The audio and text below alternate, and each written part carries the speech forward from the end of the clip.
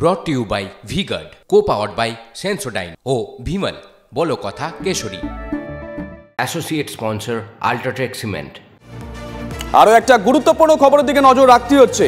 নবীনের ইস্তফা ওড়িশার পরবর্তী মুখ্যমন্ত্রীকে। আজই চূড়ান্ত হতে পারে ওড়িশার পরবর্তী মুখ্যমন্ত্রীর নাম। মুখ্যমন্ত্রী পদের দৌড়ে এগিয়ে প্রাক্তন কেন্দ্রীয় মন্ত্রী ধর্মেন্দ্র প্রধানের নাম। এছাড়াও জোর জল্পনা প্রাক্তন আইএএস গিরিশ মুর্মুর নাম নিয়েও আলোচনা চলছে। বৈজয়ন্ত পান্ডা, প্রতাপ সারঙ্গী এবং কেবি সিং দেবের নাম নিয়েও। অন্যান্য বিজেপি শাসিত রাজ্যের মতন আঞ্চলিক জাতপাতের সমীকরণের কথা মাথায় রেখে ওড়িশাতেও দুজন মুখ্যমন্ত্রী নিয়োগের সম্ভাবনা রয়েছে। আগামী 10ই জুন ওড়িশার নতুন মুখ্যমন্ত্রী শপথ নেবেন।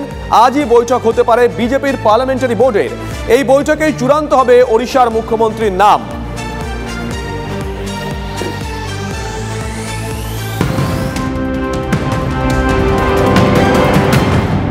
নজর রাখতেই হচ্ছে এই মুহূর্তে আরো একটি গুরুত্বপূর্ণ খবরে। লোকসভা ভোটে উত্তরপ্রদেশে পরাজিত 7 জন কেন্দ্রীয় মন্ত্রী।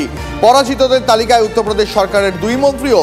17 তপশিলি সংরক্ষিত কেন্দ্রের অর্ধেক আসনে হার বিজেপি প্রার্থীদের।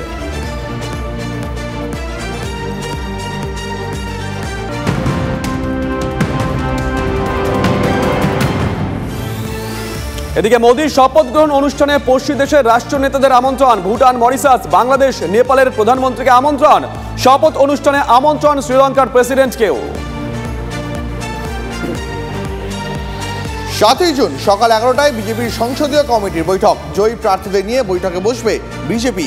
বাংলার জয়ী প্রার্থীদেরও বৈঠকে ডেকে পাঠানো হয়েছে। বৃহস্পতিবার সন্ধ্যে 6টায় সব জয়ী প্রার্থীদের দিল্লিতে তলব করা হয়েছে। তলব করেছে বিজেপির কেন্দ্রীয় নেতৃত্ব। দিল্লিতে ডাকা হয়েছে শুভেন্দু অধিকারীকেও।